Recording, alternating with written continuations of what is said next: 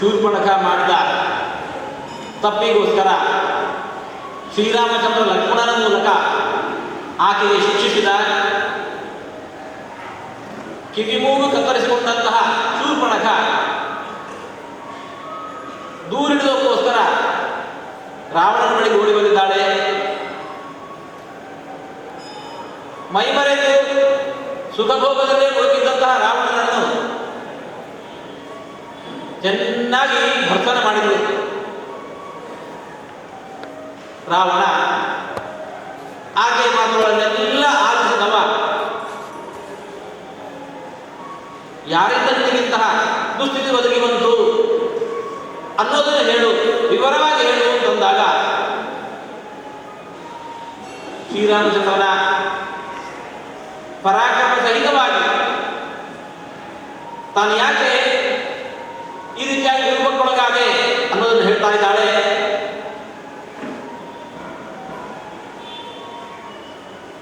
ರಾಮನ ಮಡದಿ ಸೀತಾ ಅತ್ಯಂತ ರೂಪಸಿ. ಅಂತಹ ರೂಪಸಿ ಆ ಕಾಡಾಡಿಯಾಗಿರ್ತಕ್ಕಂಥ ರಾಮನಿಗೆ ಮಡದಿಯಾಗಿರೋದಲ್ಲ, ನಿನಗೆ ಮಡದಿಯಾಗಿರಬೇಕು. ಹಾಗೆ ತಿಳ್ಕೊಂಡು ಆಕೆ ಬರೋದಕ್ಕೆ ಹೇಳಿ ಹೊರಗೆ ಹೇಳ್ತಾ ಇದ್ದಾಳೆ. ರಾಮನನ್ನು ಶಿಕ್ಷಿಸಿದ. ಕರದೂಷಣಾಗಿ 14 ಸಹಸ್ರ ರಾಕ್ಷಸರನ್ನು ಸಂಹಾರ ಮಾಡಿದ. ರಾಮನ ಪರಾಕ್ರಮ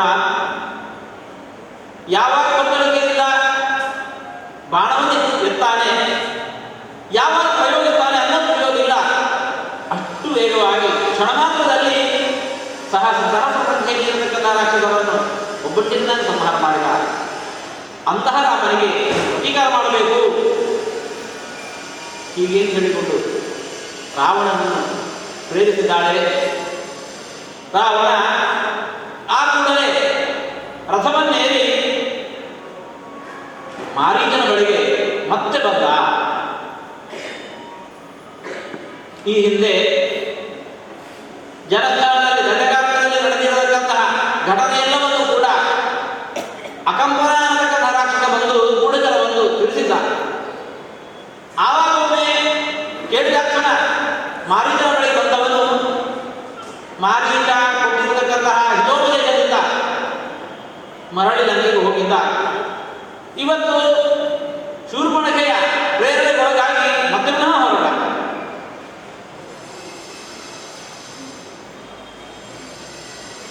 ಎರಡು ದಿನಗಳ ಹಿಂದಷ್ಟೇ ರಾವಣ ಬಂದು ಹೋಗುತ್ತವ. ಇವತ್ತು ಮತ್ತೆ ಪುನಃ ಬಂದಿದ್ದಾನೆ ಅಂದಾಗ ಮಾರೀಚ ಗಾಬರಿ ಬಿದ್ದು ಬಂದ ಕಾರಣವನ್ನು ಕೇಳಿದಾಗ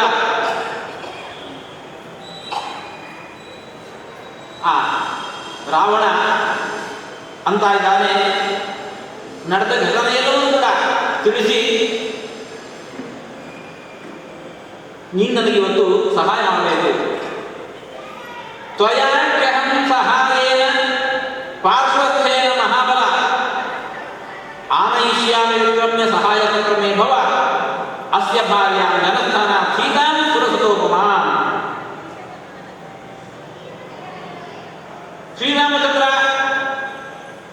ಶೂರ್ಪಣಖೆಗೆ ನನ್ನ ತಂದೆಗೆ ಮಾಡಿರತಕ್ಕಂತಹ ಶಿಕ್ಷೆಗೆ ಪ್ರತೀಕಾರವಾಗಿ ಆತನ ಮನದಿಂದ ನಾನು ಸೆಳೆದು ತರಬೇಕಾಗಿದೆ. ಅಂತಹ ಕಾರ್ಯದಲ್ಲಿ ನಿನ್ನ ಸಹಾಯ ನನಗೆ ಬೇಕು, ನಿನ್ನ ಜೊತೆಗಿರು. ತತ್ಸಹಾಯೋ ಭವತ್ವಮೇ ಸಮರ್ಥವತ್ಯಸಿ ರಾಕ್ಷಸ ವೀರ್ಯೇ ಯುದ್ಧೇ ಚ ದತ್ತೇ ಚ ನಕ್ಯಸ್ಯ ಸುರಶತ್ವ ಉಪಾಯೋ ಮಹಾಶೂರೋ ಮಹಾಮಾಯಾ ವಿಶಾರದಃ. ಮಾರೀಚ ಮಹಾಮಾಯಾವಿ. ಆತನಿಂದ ಮಾಯಾವಿತೆಯ ಪ್ರಯೋಗದ ಕುರಿತು ಚೆನ್ನಾಗಿ ಬಲ್ಲವ ರಾವಣ. ಅವನಂತ ಇದ್ದಾನೆ, ಸಕಲ ವಿದ್ಯೆಯಲ್ಲಿಯೂ ಶೌರ್ಯ, ಧೈರ್ಯ, ಪರಾಕ್ರಮ, ದರ್ಪ ಪ್ರತಿಯೊಂದರಲ್ಲೂ ಕೂಡ ನಿನಗೆ ಸದೃಶನಾದವನು ಇನ್ನೊಬ್ಬನಿಲ್ಲ. ಹಾಗಾಗಿ ನೀನು ನನ್ನ ಜೊತೆಗೆ ಇದ್ದೀವಿ ಅಂತಂದರೆ ನಾನೀ ಕಾರ್ಯವನ್ನು ಸುಲಭವಾಗಿ ಮಾಡಿ ಮುಗಿಸಬಲ್ಲೆ. ಅದಕ್ಕೋಸ್ಕರ ನಿನ್ನ ಬಳಿ ಬಂದಿದ್ದೇನೆ. ಶೃಣುತ ಕರ್ಮ ಸಾಹಾಯೇ ಯತ್ಕಾರ್ಯಂ ವಚನ. ನಾನು ನಿಮಗೇನೋ ಆದೇಶ ಮಾಡ್ತೇನೆ, ನೀನಂತೆ ನಡ್ಕೋಬೇಕು, ನನಗೆ ಸಹಾಯ ಮಾಡಬೇಕು. ಏನು ಮಾಡಬೇಕು? ಸೌವರ್ಣಸ್ವಂ ಮೃಗೋ ಭೂತ್ವ ಚಿತ್ರೋ ರಜತಬಿಂದುಭಿಃ ಆಶಮೇಂದ್ರಸ್ಯ ರಾಮಸ್ಯ ಸೀತಾಯ ಮುಖೇ. ನೀನು ಬಂಗಾರ ಜಿಂಕೆಯಾಗಬೇಕು, ಮೈ ಮೇಲೆ ಚಿತ್ರ ವಿಚಿತ್ರವಾಗಿರತಕ್ಕಂತಹ ಹೊಳೆಯುವ ಬೆಳ್ಳಿಯ ಚಿಂಕೆಗಳು ಬೇಕು. ಆ ರೀತಿ ರೂಪ ಧರಿಸಿಕೊಂಡು ಶ್ರೀರಾಮಚಂದ್ರನ ಆಶ್ರಮದ ಮುಂಭಾಗದಲ್ಲಿ, ಸೀತಾದೇವಿಯ ಮುಂಭಾಗದಲ್ಲಿ ನಾಟ್ಯ ಮಾಡ್ತಾ ಕುಣಿಬೇಕು. ನಿನ್ನಂತಹ ರೂಪವನ್ನು ನೋಡಿ ತ್ವಾಂದು ನಿಸ್ಸಂಶಯಂ ಸೀತಾ ದೃಢವಾದ ಮೃಗರೂಪಿಣಂ ಗೃಹ್ಯತಾಮಿತಿ ಭಕ್ತಾರಮಣಂ ಚಾಭಿಯಾಸ್ತಿ. ಇಂತಹ ರೂಪವನ್ನು ಕಂಡು ಆ ಸೀತಾದೇವಿ ಮರುಳಾಗಬೇಕು ಪತಿಯ ಬಳಿ, ಲಕ್ಷ್ಮಣನ ಬಳಿ. ಆ ರೀತಿಯ ಮೃಗವನ್ನು ತಂದುಕೊಡಿ ಕೇಳುವಂತಾಗಬೇಕು.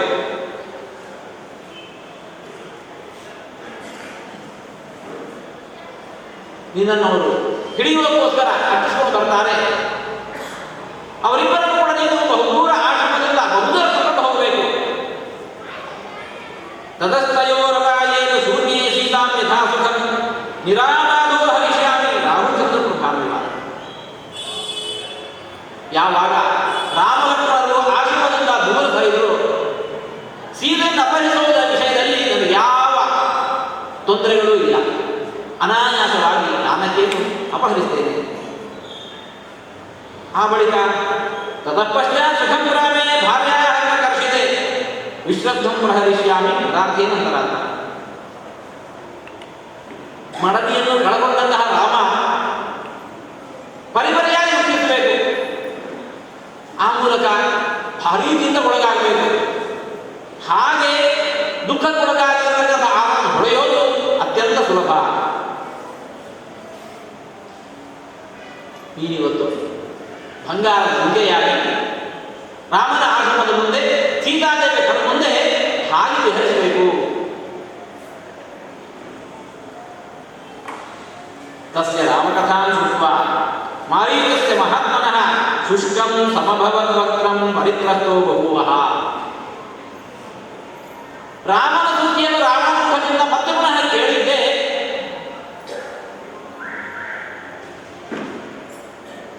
ಮಾರೀಚ ಭಯಾಕ್ರಾಂತನಾದ.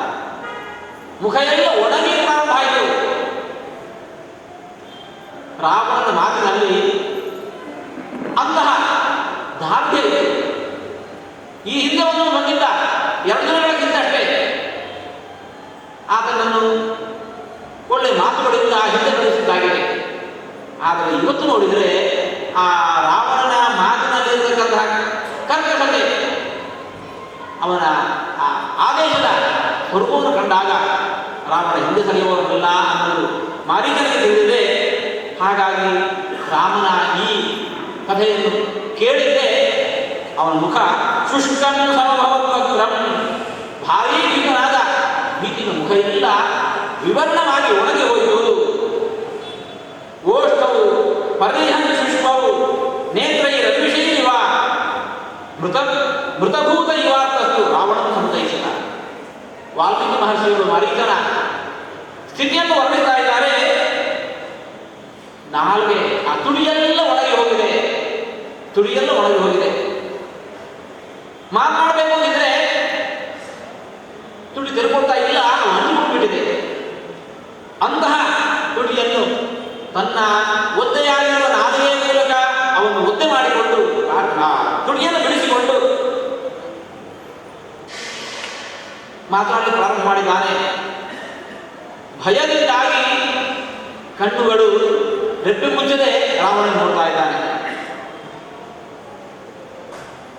ಸತ್ತ ಕಳೆ ಅವನ ಆ ಮಾರೀಚನ ಮುಖದಲ್ಲಿ ಕಾಣ್ತಾ ಇದೆ. ರಾವಣನ ನೋಡಿಕೊಂಡು ನಿಂತಿದ್ದಾನೆ. ಕೃತಾಂಜಲಿಸ್ತೋ ತತ್ವಮುವಾಚ ವಾಕ್ಯಂ ಹಿತಂಚ ತಸ್ಮೈ ಹಿತಂ ಆತ್ಮನಶ್ಚ. ಆ ಮಾರೀಚ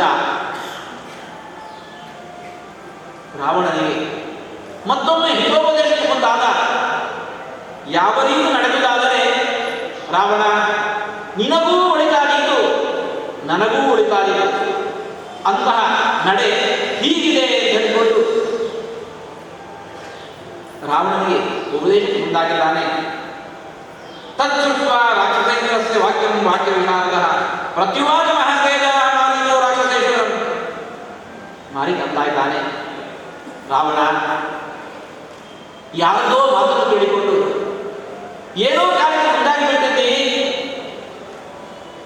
ಆದರೆ ಅಂದಿರುವಂತಹ ಮಾತು ಅದು ಏನು, ಅದರಿಂದ ನಮಗೆ ಏನು ಒಳಿತಾಗುತ್ತೋ ಕೆಡಕಾಗುತ್ತೋ ಅದನ್ನು ಸ್ವಲ್ಪ ವಿಚಾರಿಸಿಕೋಬೇಕು. ಸುಲಭ ಪುರುಷಾರಾಯಣ ಸತತಂ ಪ್ರಿಯವಾದಿನಃ ಅಪ್ರಿಯಸ್ಯ ಚ ಪಥ್ಯಸ್ಯ ವಕ್ತ ಶ್ರೋತಾತಿ ದುರ್ಲಭಃ. ರಾವಣ ಪ್ರಿಯವಾದ ಮಾತುಗಳನ್ನು ಆಡೋರು ಬಹಳ ಮಂದಿ,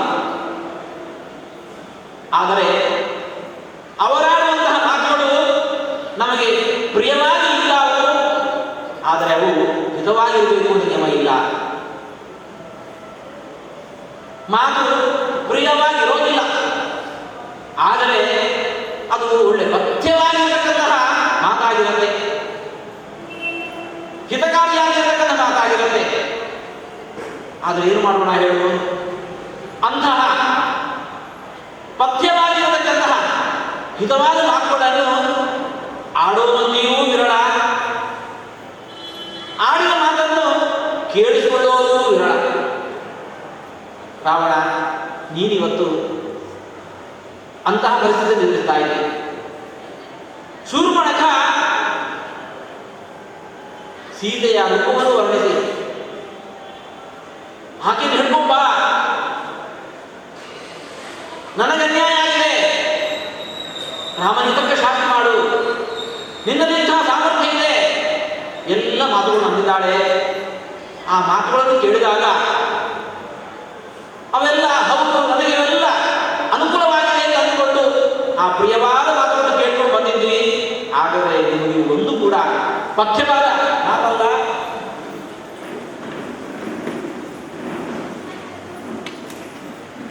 ಹಿತವಾದಂತಹ ಮಾತುಗಳಲ್ಲ. ಅಂತಹ ಹೊತ್ತಿಗೆ ನಿನಗೆ ಹಿತವಾಗಿರತಕ್ಕಂತಹ ಪಥ್ಯವಾದ ಮಾತುಗಳು ಯಾವುವು ನಾನು ಅಂತ ಇದ್ದೇನೆ, ಈ ಹಿಂದೆಯೂ ಅಂದಿದ್ದೇನೆ, ಆದರೆ ಕೇಳುವ ಕಿವಿ ನಿನ್ನದಿಲ್ಲ.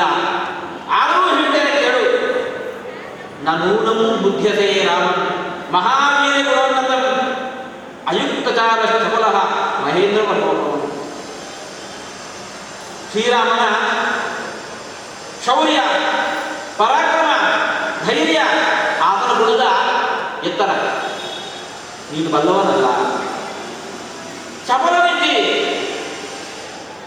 ಇಂದ್ರ ಸದೃಶನಾಗಿರತಕ್ಕಂತಹ, ವರುಣ ಸದೃಶನಾಗಿರತಕ್ಕಂತಹ ಸಾಮರ್ಥ್ಯದಲ್ಲಿ ಆ ರಾಮನ್ನು ಎಬ್ಬಿಸಿ ಹೊರಟಿದ್ದಿ. ಅಪಿಸ್ವಸ್ತಿ ಭವ್ಯಂತಾಗ ಸರ್ವೇಷಾಮಪಿ ರಾಕ್ಷಸ ರಾಕ್ಷಸ ಅಭಿರಾಮೋ ನ ಸಂಸ್ಕೃತ ಕುರ್ಯಾ ಲೋಕಾನ್ ರಾಕ್ಷಸ. ರಾವಣ, ಇಂಥ ಕೆಲಸ ಕೈ ಹಾಕಬೇಡ. ನಮ್ಮ ರಾಕ್ಷಸ ಕುಲಕ್ಕೆಲ್ಲ ಸದಾ ಉಳಿದೇ ಇರಿ. ನೀನಿವತ್ತು ಇಂತಹ ಕೆಲಸ ಕೈ ಹಾಕಿದೆ ಅಂತಂದ್ರೆ ರಾಕ್ಷಸ ಕುಲ ಉಳಿಯೋದಿಲ್ಲ. ನೀನಷ್ಟೇ ಅಲ್ಲ, ರಾಕ್ಷಸರ ಸಂತತಿಯೇ ವಿನಾಶವಾದೀತು. ಲೋಕಾನ್ ಅರಾಕ್ಷಸಾನ್, ಲೋಕದಲ್ಲಿ ರಾಕ್ಷಸರೇ ಇಲ್ಲ ಅನ್ನುವಂತಹ ಪರಿಸ್ಥಿತಿ ಬಂದು ಹೋದಿದ್ದು ನಿನ್ನ ಇಂತಹ ದುರ್ಗುಣದಿಂದಾಗಿ. ಅಪಿದೇ ಜೀವಕಾಂತಾಯ ನೋತ್ಪನ್ನ ಜನಕಾತ್ಮಜ ಅಪಿ ಸೀತಾ ನಿಮಿತ್ತಂದ ನಭವೇದ್ಯಸನ ಮಹತಿ.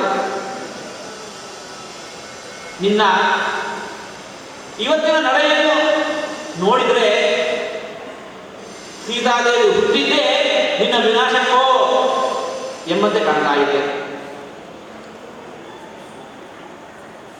ಈ ಕಾರಣದಲ್ಲಿ ಕೈ ಹಾಕಿತ್ತಂದ್ರೆ ನಿನಗೆ ಸಾವು ಖಚಿತ. ಹಾಗಾಗದೇ ಇದೆ. ಸೀತಾ ಕಾರಣದಿಂದಾಗಿ ನಿನಗಿಂತ ಮಹಾ ದುಃಖ ಬಾರದೇ ಹೋಗಲಿ, ರಾಕ್ಷಸಗಳಿಗೆ ದುಃಖ ಬಾರದೇ ಹೋಗಲಿ. ಅಭಿತ್ವಂ ಈಶ್ವರಂ ಪ್ರಾಪ್ಯ ಕಾಮಮುಕ್ತಂ ನಿರಂಕುಶಂ ನವಿನಶಿಯತ್ ಪುರೀಲಂಕಾ ತ್ವಯಾ ಸಹ ರಾಕ್ಷಸ. ರಾವಣ ಬಹು ಸಮರ್ಥನಾಗಿರತಕ್ಕಂಥ ರಾಮನ ಮುಂದೆ ರಾಮನನ್ನು ಕೆಣಕಲಿಕ್ಕೆ ಹೊರಟಿದ್ದಿ, ನಿನ್ನ ಈ ನಡೆಗೆ ಅಂಕುಶ ಹಾಕಿದವರೇ ಇಲ್ಲ ಅಂತ ಆಗಿದೆ. ಅದರಿಂದ ನಡೆದರೆ ಏನಾಗತ್ತೆ? ಅದರ ಮುಂದಿನ ವಿಚಾರ ಏನು?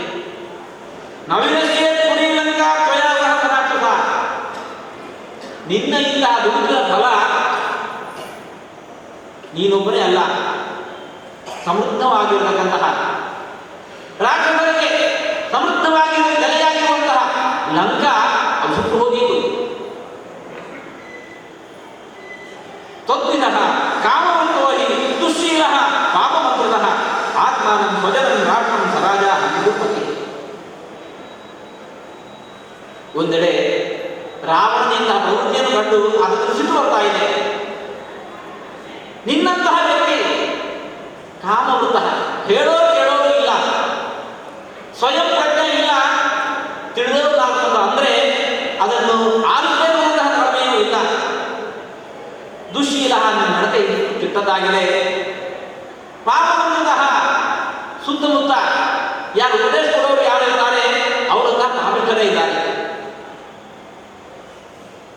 ಇಂತಹ ನಿನ್ನ ನಡತೆಯಿಂದಾಗಿ ನಿನ್ನನ್ನು ನೀನು ವಿನಾಶಕ್ಕೆ ಹೋಗ್ತಾ ಇದ್ದೀವಿ.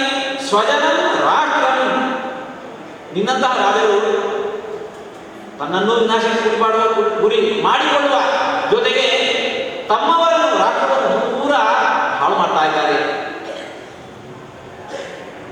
ನಚ ಪಿತ್ರಾಪರಿತ್ಯಕ್ತೋ ನಾಮರ್ಯಾದಂ ಕಥಂಜನ ನಲುಬ್ಧೋ ನಚ ದುಶ್ಶೀಲ ನಚ ಕ್ಷತ್ರಿಯ ಮಾಂಸನಃ ನಚ ಧರ್ಮ ಗುಣಹೀನಃ ಕೌಸಲ್ಯಾನಂದವರ್ಧನಃ ನಚ ತೀಕ್ಷ್ಣೋ ಹಿ ಭೂತಾನಾಂ ಸರ್ವಭೂತ ಹಿತೇರ್ಪಣ. ರಾಮ ಹೇಗಿದ್ದಾನೆ? ಅವನ ತಂದೆ ಇವನ ದುರ್ನಡತೆಯನ್ನು ಕಂಡವರನ್ನು ಕಾಡಿಗಟ್ಟಿದ್ದಲ್ಲ. ಅವನಲ್ಲಿ ಲೋಭ ಮೋಹ ದುರ್ಗುಣಗಳೂ ಇಲ್ಲ. ದುರ್ನಡತೆ ದುಶ್ಶೀಲ ಆತನಲ್ಲಿ ಇಲ್ಲೇ ಇಲ್ಲ. ಕ್ಷತ್ರಿಯ ಶ್ರೇಷ್ಠನಿದ್ದಾನೆ, ಸದಾ ಧರ್ಮಚಾರಿಯಾಗಿದ್ದಾನೆ.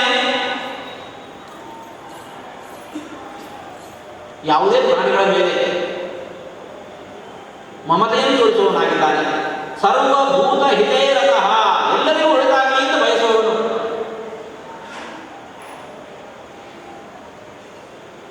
ತನ್ನ ತಾಯಿಯಿಂದ ವಂಚಿತನಾಗಿರತಕ್ಕಂತಹ ತಂದೆಯ ಮಾತನ್ನು ಉಳಿಸೋದಕ್ಕೋಸ್ಕರ ತನ್ನ ಸುಖವನ್ನೆಲ್ಲ ಮರೆತು ಕಾಡಿಗೆ ಬಂದವನಿದ್ದಾನೆ. ರಾಜ್ಯವನ್ನು ತೊರೆದು ಮುನಿವೃತ್ತಿಯಿಂದ ಬದುಕೋದಕ್ಕೋಸ್ಕರ ದಂಡಕಾರಣ್ಯಕ್ಕೆ ಬಂದಿದ್ದಾನೆ. ನರಾಮ ಕರ್ಕಶ ತಾತ ನಾವಿದ್ವಾನ್ ನಾಜ್ಯೇಂದ್ರಿಯ ಅನುತನ್ನ ಕ್ಷುಧಂ ಚೈವ ನೈವತ್ವಂ ಮತ್ತು ಮರ್ಹಸಿ. ರಾಮ ಅವನು ಕಠೋರನಲ್ಲ,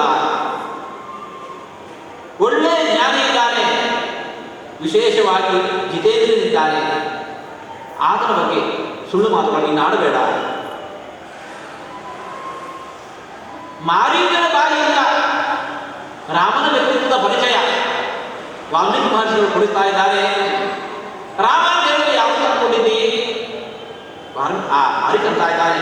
ರಾಮೋ ವಿಗ್ರಹವಾನ್ ಧರ್ಮ ಸಾಧು ಸತ್ಯವರಾಕ್ರಮ ರಾಜ ಸರ್ವಸ್ಯ ಲೋಕಸ್ಯ ದೇವಾನಾಮೇವ ಭಾಸವ.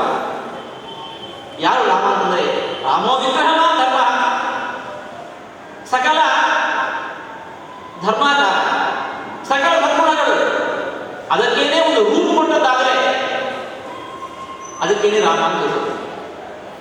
ರಾಮ ಅಂತ ಹೇಳಿದ್ರೆ ಹಾಗಿದ್ದಾನೆ. ಸಾಧು ಸಜ್ಜನಿಕೆ ಆತನಲ್ಲಿದೆ. ಸತ್ಯ ಪರಾಕ್ರಮ, ಆತನ ಪರಾಕ್ರಮ ಯಾವತ್ತೂ ಕೂಡ ಸುಳ್ಳಾಗುವುದಿಲ್ಲ. ಪರದ ಮೇಲೆ ಆಕ್ರಮಿಸಿ ಹೋದ ಅಂತಂದರೆ ಅವನು ತೊಡೆಯೋರಿಲ್ಲ.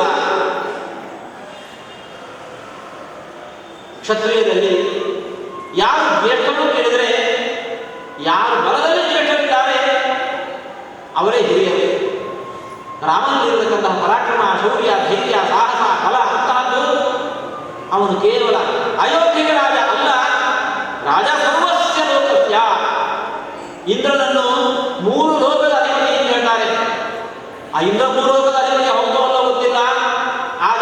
ಈ ರಾಮ ಮಾತ್ರ 14 ಲೋಕಗಳಿಗೂ ಕೂಡ ಅವನು ಅಧಿಪತಿಯಾಗಿದ್ದಾನೆ. ಅವನ ಸಾಮರ್ಥ್ಯ ಅಂತಹದ್ದು. ಯಾಕೆ ಮಾತ್ರ ಹೇಳ್ತಾ ಇದ್ದೇನೆ, ಮಾರಿ ಅಂತ ಇದ್ದಾನೆ. ಕಥಂ ತಸ್ಯ ವೈದೇಹಿ ರಚಿತಾಂ ಸ್ವೇನ ತೇಜಸ ಇಚ್ಛಸೇ ಪ್ರಥಮಹರ್ತಂ ಪ್ರಭಾಮಿವ ವಿವಸ್ತುತಃ. 14 ಲೋಕಗಳನ್ನು ಆಳುವ ಸಾಮರ್ಥ್ಯ ಇರುವವನು ಶ್ರೀರಾಮಚಂದ್ರ. ಅವನ ಅಂಕೆಯಲ್ಲಿರುವ ಅವನಿಂದ ರಕ್ಷಣವಾಗಿರತಕ್ಕಂತಹ ಆತನ ಪ್ರಿಯಮಳದಿಯನ್ನು ಸೀತಾದೇವಿಯನ್ನು ಅಪಹಾರ ಮಾಡಬೇಕು ಎಂದು ಬಯಸ್ತಾ ಇದ್ದೀರಿ. ಹೇಗೆ ತಾನೇ ಸಾಧ್ಯ ಹೇಳಿ ರಾವಣ?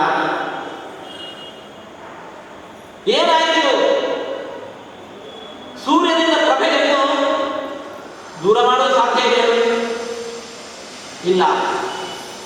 ಒಬ್ಬ ವ್ಯಕ್ತಿ ಸೂರ್ಯನ ಪ್ರಭೆಯನ್ನು ಸೂರ್ಯನಿಂದ ಬೇರ್ಪಡಿಸುತ್ತೇನೆ ಎಂದು ಹೊರಟ್ರೆ ಹೇಗೋ ನಿನ್ನ ಪ್ರವೃತ್ತಿಯೊಂದು ಹಾಗಾಗಿದೆ.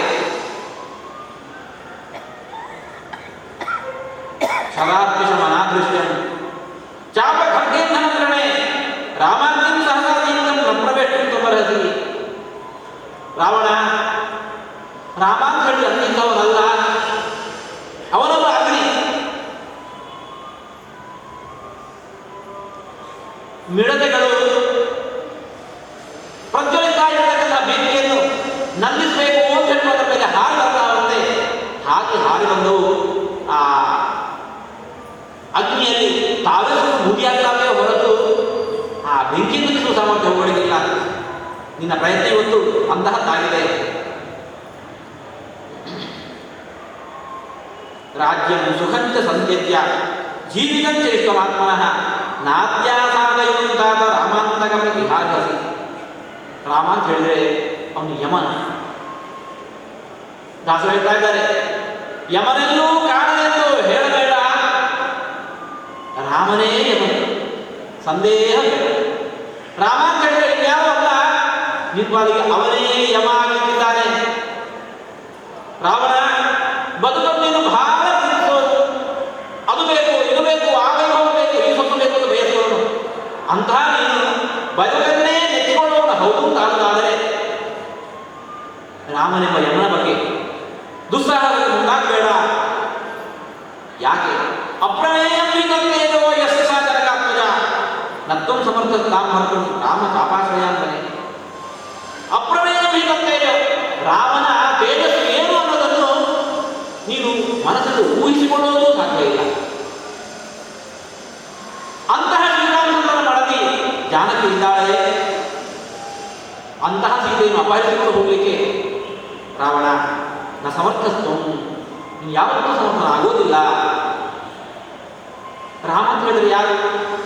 ತಸ್ಯ ವೈನರ ಸಿಂಹಸ್ಯ ಸಿಂಹೋರಸ್ಯ ಭಾವಿ ಪ್ರಾಣೇಭ್ಯೋ ಪ್ರಿಯತರ ಭಾವ್ಯಾದಂತೆ ಮನೋರಥ. ಅಂತಹ ರಾಮ ಅವನು ನರಸಿಂಹ. ನರಸಿಂಹನೂ ಹೌದು, ನರರಲ್ಲಿ ಸಿಂಹನೂ ಹೌದು. ಅಂತಹ ನರಸಿಂಹನಾಗಿರ್ತಕ್ಕಂಥ ಶ್ರೀರಾಮಚಂದ್ರನಿಗೆ ಸೀತಾದೇವಿ ಪ್ರಾಣೋಭ್ಯೋಗಿ ಪ್ರಿಯತರ, ಪ್ರಾಣೇಭ್ಯೋಗಿ ಪ್ರಿಯತರ, ಪ್ರಾಣಗಳಿಗಿಂತ ಕೂಡ ಪ್ರಿಯರಾಗಿರ್ತಕ್ಕಂಥವರು. ಅಂತಹನ್ನು ಒಯ್ಯಬೇಕು ಅಂತ ಬಯಸಿದರೆ ರಾಮ ಸುಮ್ಮನಿರ್ತಾನೆ ಹೇಳು. ನ ಸಾ ದರ್ಶಯಿತು ಶಕ್ಯ ಮೈತ್ರಿ ಯೋಜಸ್ವಿನ ಪ್ರಿಯ ದೀಪ್ತಸ್ಯ ಉಪಾಸಸ್ಯ ಶಿಖಾ ಸೀತಾ ಸುಮಧ್ಯಮ. ಬೆಂಕಿಯ ಜ್ವಾಲೆಯನ್ನು ಬೆಂಕಿಯಿಂದ ದೂರ ಸರಿಸೋದು ಹೇಗೆ ಸಾಧ್ಯ ಇಲ್ಲೋ, ರಾಮನಿಂದ ಸೀತೆ ದೂರ ಸರಿಸೋದು ಸಾಧ್ಯ ಇಲ್ಲ. ಕಿಮುದ್ಯಮಂ ವ್ಯರ್ಥಮಿಮಂ ಕೃತ್ವಾದೇ ರಾಜಕಾಧಿಪ ದೃಷ್ಟತ್ವೇನ ಪ್ರಣಯನೇನ ತದಂತಂ ಉಪಜೀವಿತಂ. ಇಂತಹ ಪ್ರಯತ್ನಕ್ಕೆ ಕೈ ಹಾಕಬೇಡ. ರಾಮನನ್ನೊಮ್ಮೆ ರಣದಲ್ಲಿ ಕಂಡ ಅಂತಂದ್ರೆ ನಿನ್ನ ಬದುಕು ಆವತ್ತೇ ಆ ಕ್ಷಣದಲ್ಲಿ ಕೊನೆಯಾಯಿತು. ನಿನ್ನ ಬದುಕು ಆ ಕ್ಷಣದಲ್ಲಿ ಕೊನೆಯಾಯಿತು. ಜೀವಿತಂಚ ಸುಖಂಚೈವ ರಾಜ್ಯಂಚೈವ ಸುದುರ್ಲಭಂ ಯದೀಕ್ಷಸಿ ಚಿರಂ ಭೋಗಂ ಮಾಕೃತಾರಾಮ ವಿಪ್ರಿಯಂ. ಬದುಕಬೇಕು ಅಂತ ಬಯಸುವವನು, ಬದುಕಲ್ಲಿ ಸುಖ ಬೇಕು ಅಂತ ಬಯಸುವವನು, ರಾಜ್ಯ ಭೋಗಗಳೆಲ್ಲ ಬೇಕು ಅಂತ ಬಯಸುವವನು ಸುಲಭದಲ್ಲಿ ಸಿಗುತ್ತೇನೆ ಹೇಳು. ಹೇಗೆ ನಿನಗೆ ದೊರಕಿದೆ ಅದನ್ನು ಬಹುಕಾಲ ಅನುಭವಿಸಬೇಕು ಎಂದು ಬಯಸುವವನೇನು ಹೌದು ಅಂತಾದರೆ ಮಾಕೃತಾರಾಮ ವಿಪ್ರಿಯ, ರಾಮನಿಗೆ ಅಪ್ರಿಯವಾಗಿ ನಡ್ಕೋಬೇಡ. ಸರ್ವೈ ಶುಚಿವೈ ಸಾಧನ ವಿಭೀಷಣ ಪುರಸ್ತ ಮಂತ್ರೈವಾ ಸದನತ್ರೈ ಕೃತ್ವಾನಿಶ್ಚಯಮಾತ್ಮನಃ ದೋಷಾಣಾಂಚ ಗುಣಾನಾಂಚ ಸಂಪ್ರದಾಯ ಬಲಾಬಲಂ ಆತ್ಮಂಚ ಬಲಂ ಜ್ಞಾತ್ವಾ ರಾಘವಸ್ಯ ತತ್ವತಃ ಹಿತಂ ಹಿತವನಿಶ್ಚಿತ್ಯ ಕ್ಷಮಂ ತ್ವಂ ಕರ್ತುಮರ್ಹಸಿ ಅಹಂತು ಮನ್ಯೇ ತವ ನ ಕ್ಷಮಂ ಪ್ರಣೇ ಸಮಾಗಮಂ ಕೋಸಲರಾಜಸೂದನ ಇದಂ ಹಿ ಭೂಯಃ ಶೃಣು ವಾಕ್ಯಮುತ್ತಮಂ ಕ್ಷಮಂ ಚ ಯುಕ್ತಂ ಚ ವಿಶಾಖರಾಧಿಪ. ರಾವಣ, ನನ್ನ ಮುಂದೆ ಈ ಮಾತ ನಂಬಿದ್ದಿ ಸಾಕಿಲ್ಲಿಗೆ ನಿಲ್ಲಿಸಿ, ಮತ್ತೆ ಪುನಃ ಲಂಕೆಗೆ ಹೋಗು, ನಿನ್ನ ಸಚಿವರನ್ನೆಲ್ಲ ಒಂದು ಹಾಕು, ನಿನಗೆ ಹಿತೋಪದೇಶಗಳಾಗಿರ್ತಕ್ಕಂಥ ವಿಭೀಷಣನನ್ನು ಸೇರಿಸಿಕೊ, ನಿನ್ನ ಬಲ ಸಾಮರ್ಥ್ಯ ಏನು, ರಾಮನ ಸಾಮರ್ಥ್ಯ ಏನು ಅನ್ನೋದನ್ನು ಇವರೆಲ್ಲರಲ್ಲಿ ಕೂಡಿಕೊಂಡು ತೂಕ ಮಾಡಿ ನೋಡು. ನಿನಗೆ ಹಿತವಾದ ವಾಕ್ಯ ಯಾವುದು, ನಿನಗೆ ಪ್ರಿಯವಾದ ವಾಕ್ಯ ಯಾವುದು ಅನ್ನೋದನ್ನು ತುಲನೆ ಮಾಡಿ ನೋಡು. ಹಾಗೆ ಇನ್ನೊಮ್ಮೆ ಅದರ ಬಗ್ಗೆ ವಿಮರ್ಶೆ ಮಾಡಿ ತೀರ್ಮಾನ ಕೈಗೊಂಡು ತೆಗೆದುಕೋ, ದುಸ್ಸಾಹಸ ಉಂಟಾಗಬೇಡ, ಹೀಗೆ ಹೇಳಿಕೊಂಡು ರಾಮ ಆ ಮಾರೀಚ ರಾವಣನಿಗೆ ಮತ್ತೆ ಹಿತೋಪದೇಶ ಮಾಡ್ತಾ ಇದ್ದಾನೆ ಎಂಬುದಕ್ಕೆ ಇವತ್ತಿನ ಪ್ರವರ್ತನೆ ಮುಕ್ತಾಯಗೊಳಿಸ್ತಾ ಇದ್ದೆ.